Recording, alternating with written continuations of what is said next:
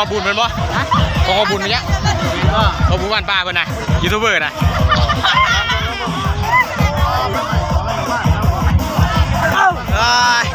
ถ้าพูดกับลุงบุญอยู่พูบอกไฟตกใส่ใกล้จะเป็นกองไฟบอยกองไฟบ้านไฟเกิดธรรมชาติร้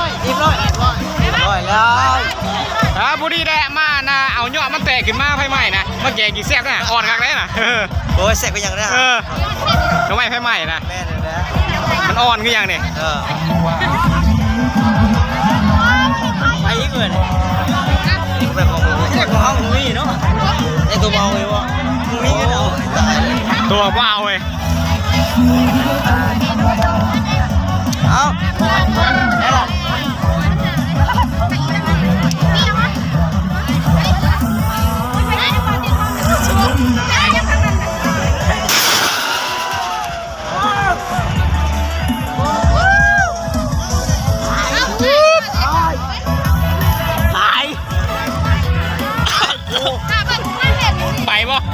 ไปบ่ไม่บ่ขู่ควันแห้งเถอะวะ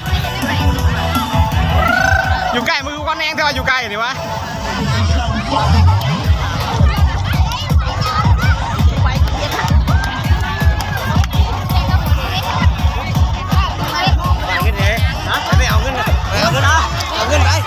โอ้แจกเงินเลย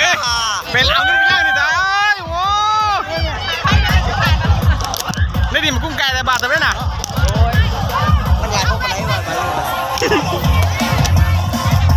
อ๋อบางใหญ่แท้ที่จุดต่อไปวะนี่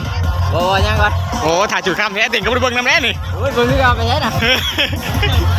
อยากเมื่อนอนนะบ่อยากนอนไงคำไง